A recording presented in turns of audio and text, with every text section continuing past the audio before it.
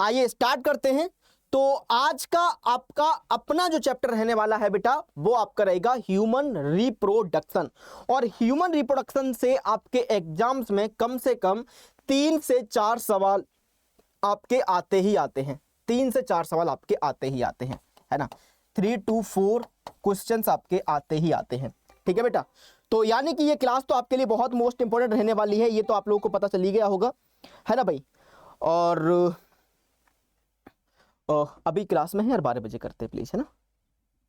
12 बजे करते हैं अभी क्लास में यार, है ना भाई। तो ये आपका ह्यूमन रिप्रोडक्शन आपका अपना बहुत इंपॉर्टेंट चैप्टर रहने वाला है, क्योंकि बेटा आपका इससे हर एग्जाम्स में आपके सवाल पूछे जाते हैं। आइए स्टार्ट करते हैं। और ये चैप्टर वाकई में आप सभी लोगों को क्या करना है, तो एक कॉपी पेन लेकर बैठ जाना है बेटा जी, और वहां से आप इस क्लास को नोट करते रहिएगा। और यकीन मानिएगा कि इस क्लास को खत्म करने के बाद में आपका कोई भी सवाल छूटेगा नहीं। ओके, स्टार्ट किया जाए। Are you ready guys? चलेगा, आइए स्टार्ट करते हैं।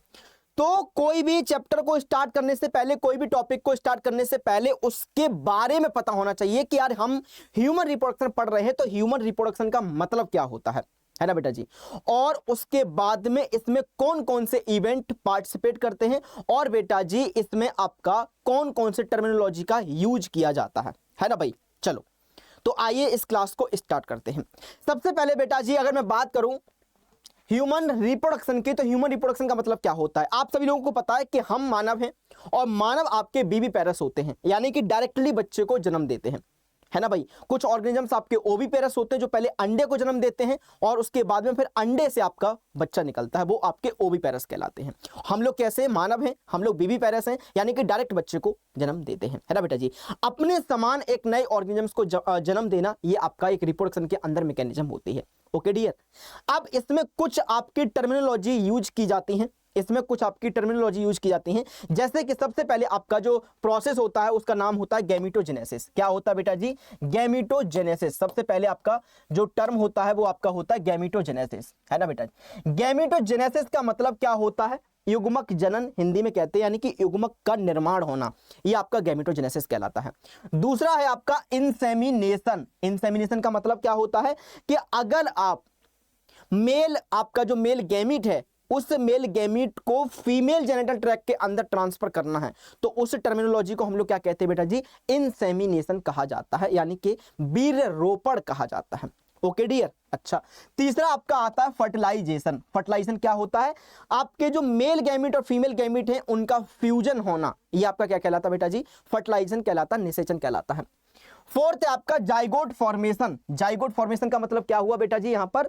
यानी कि आपका जो मेल गैमीट और जो फीमेल गैमीट बना है और जो फ्यूज होने के बाद में एक नया सेल आपका उत्पन्न हुआ है, वो आपका सेल क्या कहलाता है बेटा जी? जाइगोट कहलाता है, युग्मक कहलाता है।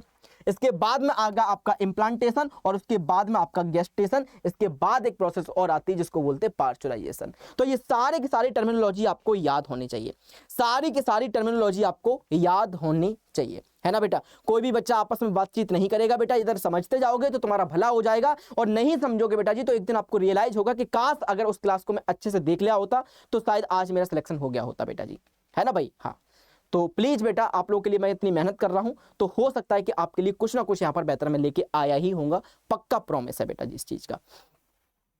चलो बहुत बढ़िया जी, अब बढ़ते हैं हम लोग आगे की तरफ। आगे देखो, एक एक करके आपको सारे टर्म को मैं आगे डिटेल में यहां पर समझाऊंगा, सारे डिटेल में आपकी चीजों को मैं क्लियर करूंगा, पक्का आपका क्लास के बाद तक कोई डाउट नहीं बचेगा। और इस क्लास के बाद में ढेर सारे क्वेश्चंस की प्रैक्टिस भी करेंगे हम, है ना बेटा जी। आज आपका जितना भी चैप्टर हो जाएगा वो पार्ट 1 रहेगा, नेक्स्ट आपका पार्ट 2 रहेगा बेटा जी। नेक्स्ट आपका पार्ट 2 रहेगा जिसमें हम लोग फीमेल रिप्रोडक्टिव सिस्टम को पढ़ेंगे, या फिर आगे चल के क्वेश्चन की प्रैक्टिस और भी आगे करेंगे। ओके डियर, तो आप सब लोग तैयार हैं? प्लीज बेटा आप सभी लोग एक कॉपी और एक पेंसिल को लेकर बैठिएगा और नोट करते रहिएगा बच्चों। मैंने आपको पहले भी बताया है कि जितना आप लोग क्या करेंगे, इसको नोट करते हुए याद करेंगे बेटा जी, आपको तुरंत ही वो चीजें याद हो जाएंगी। ओके चल, सबसे पहले आपका आता है गैमीटोजेनेसिस। गैमीटोजेनेसिस आखिर में होता क्या है? ये जो गैमीटोजेनेसिस है, ये गैमीटोजेनेसिस आखिर में होता क्या है बेटा जी? गैमेटोजेनेसिस की जो प्रक्रिया होती है उसको हिंदी में युग्मक जनन कहते हैं, और डिंब यानी कि आपका अंडाणु हो गया और शुक्राणु के निर्माण की प्रक्रिया जो आपकी होती है वो आपकी गैमेटोजेनेसिस कहलाती है। यानी कि आपका जो स्पर्म है और आपका जो ओवम है, इन दोनों के निर्माण की प्रक्रिया, इन दोनों के फॉर्मेशन की जो प्रक्रिया होती है वो आपकी गैमेटोजेनेसिस कहलाती है। ओके दोस्त, हाँ भाई, तो formation of ovum and sperm is called as gametogenesis. मनुष्यों में शुक्राणु और अंडाणु बनने की न्यूनतम आयु आपकी जो होती है वो 11 से लेकर 18 साल तक होती है।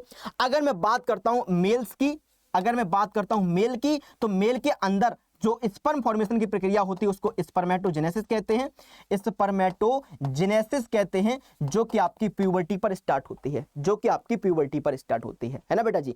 और फीमेल्स के अंदर जो प्रक्रिया होती है उसको हम लोग oogenesis कहते हैं, जो कि जन्म से ही स्टार्ट हो जाती है ना भाई, हाँ, बाई बर्थ स्टार्ट होती है। समझ में आया बेटा जी। तो ये वाली पॉइंट आप लोगों को दोनों को याद रखना है, क्योंकि यहां से आपके सवाल पूछे जाते हैं और हर एक एग्जाम्स में पूछे जाते हैं बेटा जी, हर एक एग्जाम्स में पूछे जाते हैं। एमसीक्यू कब होता है, तो एमसीक्यू इस क्लास के बाद करा दूंगा, अगर नहीं हो पाता तो 1 बजे आके कर लेना। ओके डियर, चलो। Minimum age of the sperm and ovum formation in human beings की आपकी 11 से लेकर 18 साल होती है। पुरुषों में शुक्राणु बनने की जो अधिकतम उम्र होती है वो 60 से लेकर 65 साल, या फिर कह सकते हो कि आपका मैक्सिमम एज तक आपका जो स्पर्म फॉर्मेशन है वो होता रहता है ना, स्पर्म का फॉर्मेशन आपका होता रहता है बेटा जी। जबकि महिलाओं में अंडाणु बनने की जो अधिकतम आयु होती है वो 50 वर्ष होती है, और इसके बाद में आपका मेनोपॉज हो जाता है, उसके बाद में आपका एग फॉर्मेशन नहीं होता है, उसके बाद में आपका एग फॉर्मेशन नहीं होता है। समझ में आया बेटा, जल्दी से बताओ, समझ में आया बेटा जी। यानी कि महिलाओं में ये एग फॉर्मेशन कब तक होगा, तो 50 साल से लेकर 55 साल तक ही होगा, और मेल्स में ये कब तक होगा, तो बेटा जी आपको टिल ओल्ड एज तक आपका होता रहता है ना भाई, स्पर्म फॉर्मेशन आपकी प्रक्रिया होती रहती है। तो ये दोनों पॉइंटों को एकदम बिल्कुल क्लियर कट कर लो बेटा जी, है ना भाई, चलिएगा। अब बढ़ते हैं आगे की तरफ। आगे देखो, आगे जो आपके दूसरा टर्म था जिसका नाम था इंसेमिनेशन। इंसेमिनेशन का मतलब क्या होता है बेटा जी, वीर्य रोपण। वीर्य रोपण का मतलब क्या होता है, वीर्य रोपण का यहां पर मतलब है कि आपका जो मेल गैमीट है उस मेल गैमीट को फीमेल जेनाइटल ट्रैक्ट के अंदर ट्रांसफर करना है। क्या करना है बेटा जी, transfer of male gamete to the female genital area या फिर female genital tract. Female genital tract के अंदर मेल गैमीट का जो ट्रांसफर होता है बेटा, उसको हम लोग क्या कहते हैं, तो उसको हम लोग इंसेमिनेशन कहते हैं। ओके डियर, अच्छा, यहां पर एक टर्म आपसे और भी पूछा जाएगा, इजैकुलेशन। यहां पर एक टर्म आपको और भी पूछा जाएगा कि इजैकुलेशन क्या होता है, इजैकुलेशन क्या होता है ना बेटा जी। तो इजैकुलेशन वाला टर्म भी आपको याद रखना। क्या याद रखना बेटा जी, इजैकुलेशन में आपका क्या होता है बेटा, इजैकुलेशन में आपका होता है release of sperm, release of sperm from male body, from male body, है ना। यानी कि आप लोगों को क्या अंतर याद रखना है बेटा जी, इंसेमिनेशन में और इजैकुलेशन में क्या अंतर याद रखना है। इंसेमिनेशन में तो ये होता है कि आपका जो मेल गैमीट है उस मेल गैमीट का ट्रांसफर हो रहा है बिल्कुल इनटू फीमेल जेनिटल ट्रैक्ट, ये होता है इंसेमिनेशन। इजैकुलेशन क्या होता है, तो इजैकुलेशन का मतलब होता है कि मेल गैमीट का मेल बॉडी से सिर्फ बाहर निकलना, ये क्या कहलाता है बेटा जी, तो ये आपका कहलाता है इजैकुलेशन। आई होप आप सभी लोगों को बिल्कुल समझ में आया होगा, है ना भाई। आई थिंक आप सभी लोगों को बिल्कुल क्लियर कट समझ में आ गया होगा। ओके दोस्त, तो ये दो टर्म आप लोगों ने बिल्कुल क्लियर कट पढ़ लिए हैं। अब पढ़ते हैं हम लोग तीसरे टर्म की तरफ। तीसरा है आपका फर्टिलाइजेशन। तीसरा है क्या बेटा जी, तो तीसरा है आपका फर्टिलाइजेशन। फर्टिलाइजेशन का मतलब हिंदी में क्या कहते हैं इसको, निषेचन। अब ये निषेचन क्या होता है बेटा जी, तो आपका जो मेल गैमीट है और जो आपका फीमेल गैमीट है इनका फ्यूजन होगा, है ना भाई। क्या होगा बेटा जी, इनका फ्यूजन होगा। तो fusion of male gamete and female gamete is called as fertilisation, is called as निषेचन। इसको हम लोग निषेचन कहते हैं। तो अंडाणु एवं शुक्राणु का संलयन निषेचन कहलाता है। शुक्राणु और डिंब का निषेचन महिलाओं के फैलोपियन ट्यूब में होता है। अब ये प्रोसेस कहां पर होती है, तो इस भी चीज को आप लोगों को, है ना भाई, तो इस भी चीज को आप लोगों को याद रखना है कि जो आपकी निषेचन की प्रक्रिया होती है, ये निषेचन की प्रक्रिया आपकी कहां पर होती है, तो ये निषेचन की प्रक्रिया आपके फैलोपियन ट्यूब में होती है। कहां पर बेटा, फैलोपियन ट्यूब में होती है। ओके, तो ये दोस्त आपको बहुत इंपॉर्टेंट चीज है, आपको याद रखना है। ये बहुत इंपॉर्टेंट चीज है, आपको ये याद रख लेनी है कि ये आपकी प्रक्रिया कहां पर होती है। है ना बेटा, मैंने आपको बता दिया महिलाओं के जो फैलोपियन ट्यूब होती है वहां पर ये प्रक्रिया चलती है। Fusion of egg and sperm is called as fertilisation, और ये फर्टिलाइजेशन की जो प्रक्रिया है ये takes place in the fallopian tube of women. क्या यहाँ तक क्रिया यहाँ तक आपको बिल्कुल समझ में आया सब कुछ? जल्दी से बताओ, क्या यहाँ तक सारी बातें क्लियर हैं बेटा? क्या यहाँ तक सारी बातें क्लियर हैं बेटा जी? हाँ भाई, जल्दी से बताओ, क्या यहाँ तक सारी बातें क्लियर हैं? पीडीएफ के बारे में क्लास को शुरू से देखिएगा, मैंने आपको बता दिया है, मैंने आपको टेलीग्राम का लिंक दे दिया है, पीडीएफ आपको वहीं पर मिलेगी। मैंने पहले बता दिया, एक बार क्लास को बैक करके देखिएगा, आपको पीडीएफ का जो मैंने ऑप्शन दिया है, आपको क्यूआर कोड लगा के दिया है कि आपको बायोलॉजी की पीडीएफ कहाँ मिलेगी, वहां मिलेगी। आप एक बार उस चैनल से जुड़िएगा, यहाँ पे सर्च करिएगा biology by Subhash sir without space के, biology by Subhash sir Telegram पर सर्च करना है, बट विदाउट स्पेस के, बट विदाउट स्पेस के। ओके चलो अब बढ़ते हैं आगे की तरफ। आगे देखो बेटा जी, अब है आपका इम्प्लांटेशन। अब आगे क्या है बेटा जी? इम्प्लांटेशन। इम्प्लांटेशन का मतलब क्या हो गया बेटा जी?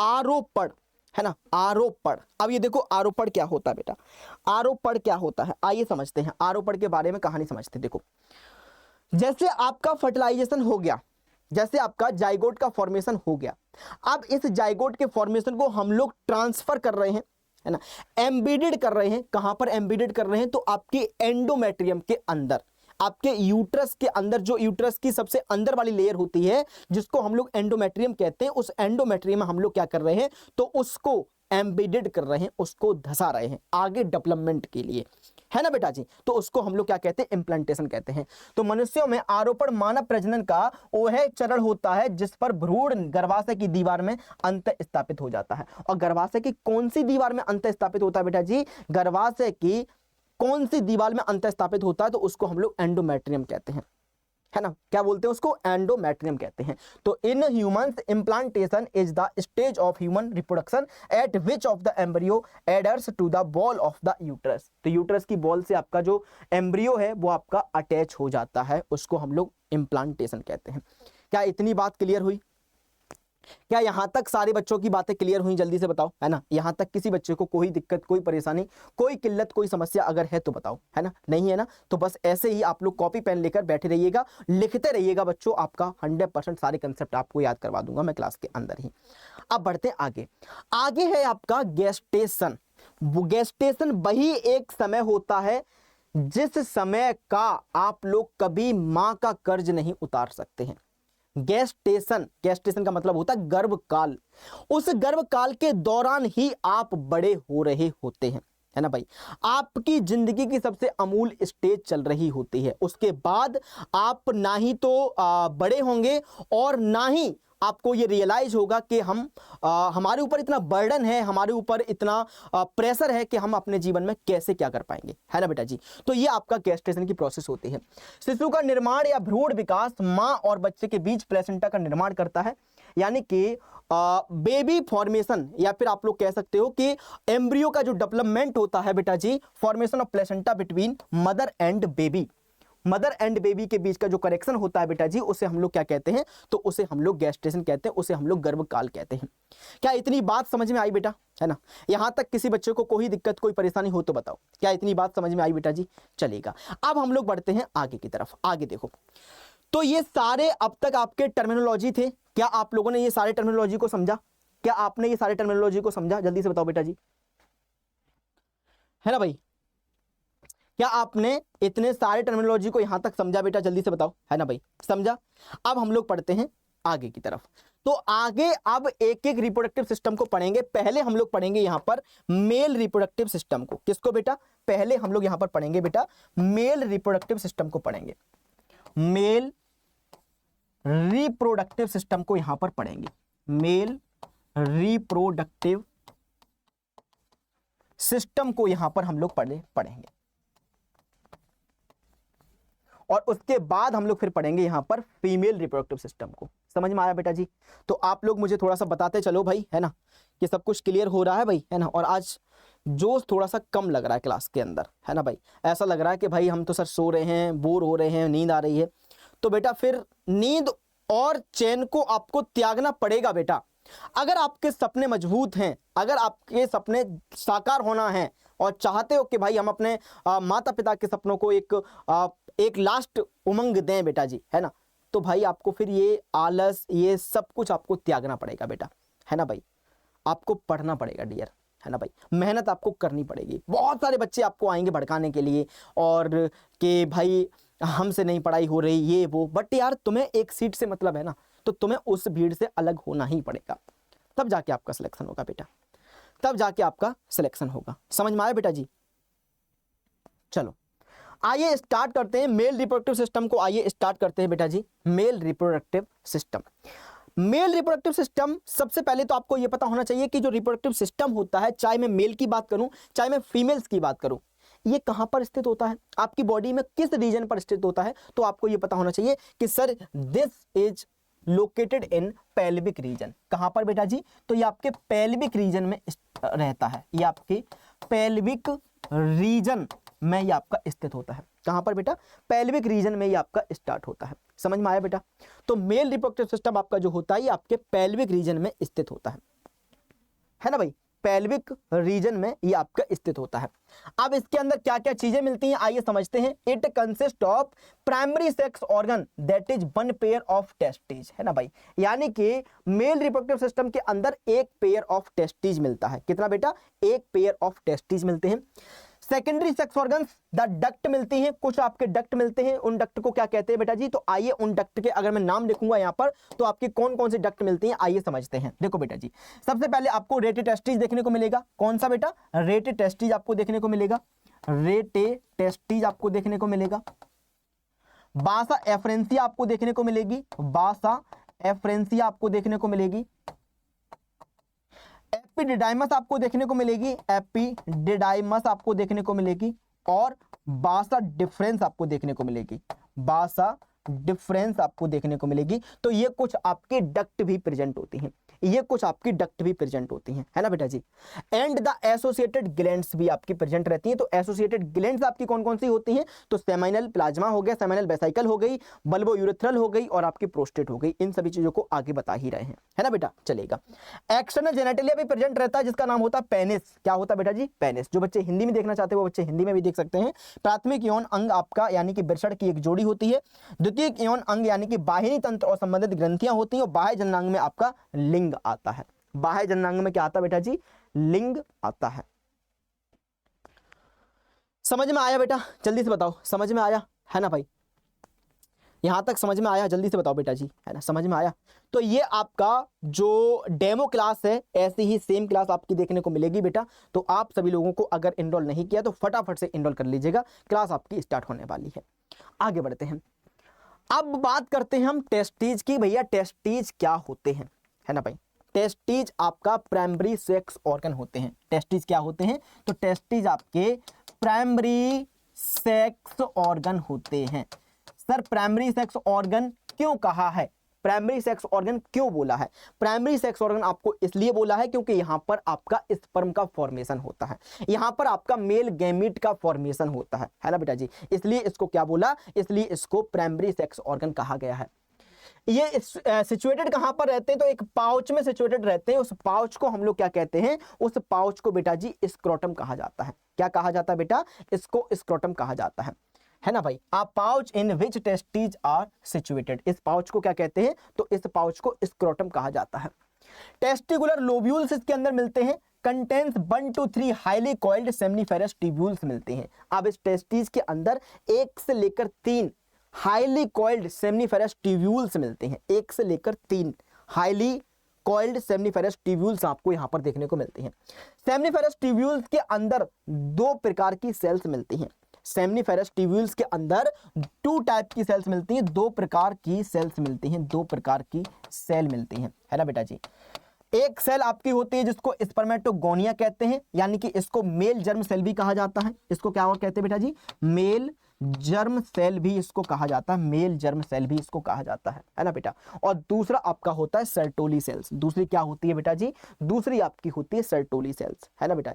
सर्टोली सेल्स का काम क्या होता है? अगर किसी को नहीं पता तो यहीं पर लिख दूंगा मैं। सर्टोली सेल्स का आपका जो काम होता है वो न्यूट्रिशन का होता है। क्या होता है बेटा? न्यूट्रिशन का होता है, यानी कि पोषण देना होता है, यानी कि पोषण देना होता है। समझ में आया बेटा? समझ में आया? जल्दी से बताओ, है ना, समझ में आया? आइए हिंदी में पढ़ते हैं। अंडकोश एक थैली है जिसमें वृषण स्थित होते हैं। वृषण लोब्यूल्स, इसमें 1 से 3 अत्यधिक कुंडलित शुक्रजनक नलिकाएं होती हैं और इसमें शुक्रजनन और सर्टोली कोशिकाएं पाई जाती हैं जो कि शुक्रजनक नलिकाओं का पार्ट होता है। यहां तक क्लियर हुआ बेटा पंकज? हाँ भाई क्लियर हुआ बेटा जी, यहां तक क्लियर हुआ आपका, है ना? आगे बढ़ा जाए भाई, आगे बढ़ा जाए। बहुत बढ़िया जी, बहुत बढ़िया, शानदार, जानदार और धमाकेदार। चलो आगे बढ़ते हैं। The region outside the seminiferous tubules, अब सेमनीफरस ट्यूब्यूल्स के ना बाहर की तरफ जो खाली रीजन होता है ना, जो खाली स्पेस होता है, उसमें क्या क्या चीजें मिलती हैं? तो ये देखो, the region outside the seminiferous tubules called interstitial space contain small blood vessels और आपका लीडिंग सेल्स, और आपकी लीडिंग सेल्स मिलती हैं। क्या मिलता है बच्चों इसमें? स्मॉल ब्लड वेसल्स मिलती हैं और बेटा जी इसमें क्या मिलता है? तो इसमें आपका लीडिंग सेल्स मिलती हैं। अंजू जी कह रही हैं सर मैं नई स्टूडेंट हूं। बेटा बहुत बहुत स्वागत है आपका। कोई बच्चा नया स्टूडेंट हो चाहे पुराना स्टूडेंट हो, यहाँ पे सब कुछ एक समान पढ़ाया जाता है बेटा जी। आपका मैं स्वागत करता हूं। आप जिस भी प्लेटफॉर्म से अब तक जुड़े हुए थे या फिर जहां पर भी आप लोग टेलीग्राम पर कहीं पे जुड़े हुए तो इस क्लास को शेयर कर दीजिएगा और उन सभी भाई बहन को बुला लाइएगा। बच्चों ये फ्री में आपको पढ़ाया जा रहा है, एटलीस्ट आपकी ये क्लास तो मिस ना हो जाए आपसे। ओके डियर, चलो।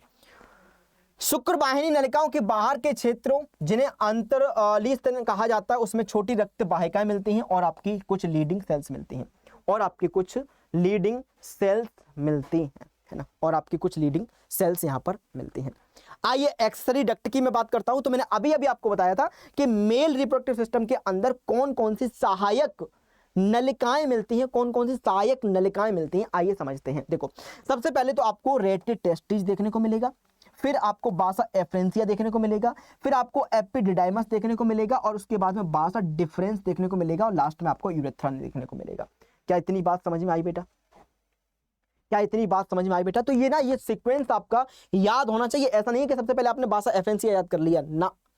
सेमनीफेरस ट्यूब्यूल्स के बाद में आपका रेटेड टेस्टिस आता है, और रेटेड टेस्टिस के बाद में बासा एफ्रेंसिया आती है, एपिडिडाइमस आती है, बासा डिफरेंस आती है। ये सीक्वेंस आपको याद करना है, ये सीक्वेंस आपको याद करना है ना। बासा एफ्रेंसिया, अधवृषण, शुक्रवाहिनी और मूत्र मार्ग इसमें शामिल होते हैं। ये सीक्वेंस आपको याद करना है। इस सीक्वेंस को याद नहीं करोगे तो आपका सवाल गलत हो जाएगा बेटा जी। आपके एग्जाम्स में इस सवाल को पूछा गया है, इसलिए मैं बता रहा हूं।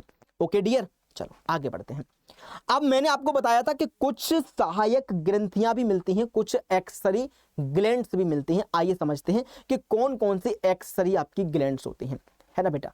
It includes a pair of seminal vesicle, है ना बेटा। इनके अंदर एक पेयर, याद रखना, एक पेयर आपकी सेमाइनल वेसिकल मिलती है, एक प्रोस्टेट ग्लैंड मिलती है, एक आपकी प्रोस्टेट ग्लैंड मिलती है, और एक पेयर आपकी बल्बो यूरेथ्रल ग्लैंड भी मिलती है ना बेटा जी। तो ये आपको तीनों ग्रंथियां आपको तीनों याद होनी चाहिए जो कि मेल रिप्रोडक्टिव सिस्टम में इंक्लूड रहती हैं, जो कि मेल रिप्रोडक्टिव सिस्टम में आपकी क्या रहती है बेटा जी? इंक्लूड रहती हैं। Okay, secretions of these glands constituent the seminal plasma rich in fructose, calcium and certain enzymes.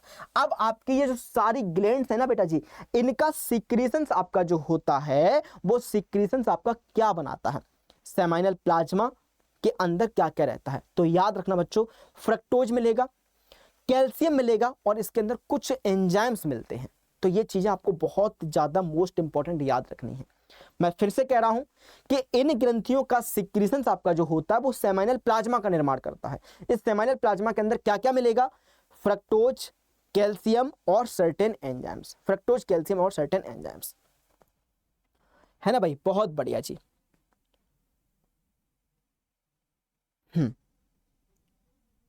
चलो, Secretions of bulbourethral glands also help in the lubrication of penis। ये लाइन बहुत इंपॉर्टेंट है। आपसे कहा जा रहा है कि जो आपकी बल्बो यूरेथ्रल ग्लैंड्स आपकी जो होती है बेटा जी, ये बल्बो यूरेथ्रल ग्लैंड्स का जो सिक्रीशंस होता है, ये सिक्रीशंस आपका पेनिस के लुब्रिकेशन में हेल्प करता है। किसमें बेटा?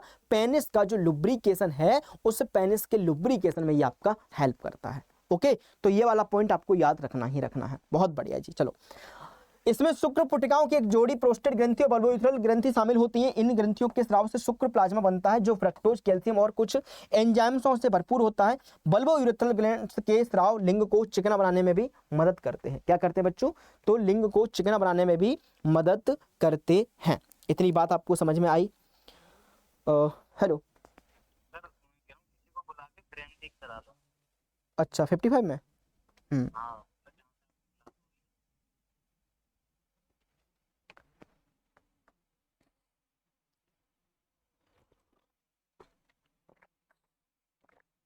चलिएगा, इतनी बात आपको समझ में आई? ये बताओ, है ना? चलो, इतना समझ में आया आपको। अब बढ़ते हैं आगे की तरफ। अब आगे क्या है? तो आगे है आपका एक्सटर्नल जेनाइटेलिया, है ना? तो मेल रिप्रोडक्टिव सिस्टम के अंदर आप लोगों ने पढ़ा कि भाई क्या क्या चीजें थी इसमें। फ्रेम ठीक करना था, हाँ। तो पढ़ा आपने क्या क्या चीजें पढ़नी थी इसमें। 1 पेयर टेस्टिज पढ़ना था आपको एक्सरी डक्ट पढ़नी थी, एक्सरी ग्लैंड्स आपको पढ़नी थी, और इसके बाद में जो एक्सटर्नल जेनेटेलिया है उस एक्सटर्नल जेनेटेलिया के बारे में हमें यहाँ पर पढ़ना है। ओके डियर, चलो। तो the penis is the external genitalia in the human mails. Human mails के अंदर जो पेनिस होता है ये एक्सटर्नल जेनेटेलिया की तरह काम करता है। जो पेनिस होता है ये क्या करता है बच्चों? तो एक्सटर्नल जेनेटेलिया की तरह काम करता है। It is made up of special erectile tissue. और ये जो पेनिस है, ये पेनिस बनता किससे है? तो ये स्पेशल इरेक्टाइल टिश्यू से बन रहा है। Special erectile tissue that help in the erection of the penis to facilitate insemination, जो कि वीर्य रोपण के लिए बहुत जरूरी होता है। जो कि अपना वीर्य रोपण के लिए बहुत जरूरी होता है ना भाई? तो क्या क्या आपने पॉइंटों को नोट किया, क्या क्या चीजों को आप लोगों ने समझा? एक बार दोबारा सुनो बेटा, कि जो एक्सटर्नल जेनेटेलिया है उसमें हमारा लिंग आ रहा है, यानी कि पेनिस आ रहा है। और पेनिस जो बना हुआ होता है वो कुछ इरेक्टाइल टिश्यू से मिलकर बना हुआ होता है। पेनिस आपका कुछ इरेक्टाइल टिश्यू से लेकर बना हुआ होता है, जो कि किस में हेल्प करता है? जो कि आपका इंसेमिनेशन में हेल्प करता है। जो कि आपके इंसेमिनेशन में यानी कि वीर्य रोपण में आपका हेल्प करता है। यहां तक क्लियर बेटा? यहां तक सब कुछ क्लियर है? आगे बढ़ा जाए, चलिएगा आगे बढ़ते हैं। In large tip of the penis is called glans penis. Penis के ना एंड पर, है ना भाई, एक फूला हुआ पार्ट होता है। पेनिस के जो एंड पर एक फूला हुआ पार्ट होता है बेटा जी, उस फूले हुए पार्ट को हम लोग ग्लांस पेनिस कहते हैं। Covered by a loose fold of skin called foreskin, जो कि कवर रहता है बेटा जी किसके द्वारा? तो फोर स्किन के द्वारा ये कवर रहता है। इरेक्टाइल टिश्यू क्या होते हैं? अरे भैया, इरेक्टाइल टिश्यू एक ऐसे टिश्यू होते हैं जो कि इंसेमिनेशन में अपना हेल्प करते हैं, जिससे कि आपका वीर्य रोपण, मेल लिंग से आपका जो वीर्य रोपण है वो आपको फीमेल जेनिटल ट्रैक्ट के अंदर संपूर्ण हो पाता है। ओके डियर, चलो। हाँ भाई, यहां तक क्लियर है सारी बातें? जल्दी से बताओ बेटा, है ना भाई? यहां तक सारी बातें क्लियर हैं, है ना? नालायको, तुम लोग हंस भी रहे हो, है ना? मतलब कि ये क्या होता है पूछने के बाद में। बेटा एक बात बताओ, है ना भाई, तुम्हें सारे डाउट भी क्लियर चाहिए, तुम्हें रिप्रोडक्शन में एक एक पॉइंट सब कुछ क्लियर चाहिए हो बेटा। समझ आ रहा है तो पढ़ लो इसको, है ना भाई? चलो, तो ये सारी बातें आपको क्लियर हुई बेटा? जल्दी से बताओ, है ना भाई? तो लिंग मानव पुरुषों में बाह्य जननांग होता है, यह विशेष स्तमन ऊतक से बना हुआ होता है, जो कि लिंग को उत्तेजित करने में मदद करता है, जिससे कि गर्भाधान में आसानी हो जाती है। लिंग के बढ़े हुए सिरे को ग्लांस पेनिस कहते हैं, जो त्वचा की एक ढीली तह से ढका होता है, जिसे चमड़ी कहा जाता है, फोर स्किन कहा जाता है। यहाँ तक सब कुछ क्लियर है बेटा जी? यहाँ तक सब कुछ क्लियर है बेटा? जल्दी से बताओ। बहुत बढ़िया भाई, बहुत बढ़िया। आप सभी लोगों के रेस्पॉन्स इतने बढ़िया आ रहे हैं तो बहुत अच्छा लग रहा है, बहुत अच्छी बात है बेटा जी। चलो, अब बढ़ते हैं हम लोग आगे की तरफ, है ना भाई? अब आगे है आपका फीमेल रिप्रोडक्टिव सिस्टम, है ना बेटा जी? आगे है आपका फीमेल रिप्रोडक्टिव सिस्टम। तो मेल रिप्रोडक्टिव सिस्टम में आपको कोई प्रॉब्लम है तो मुझे बताइएगा बच्चों।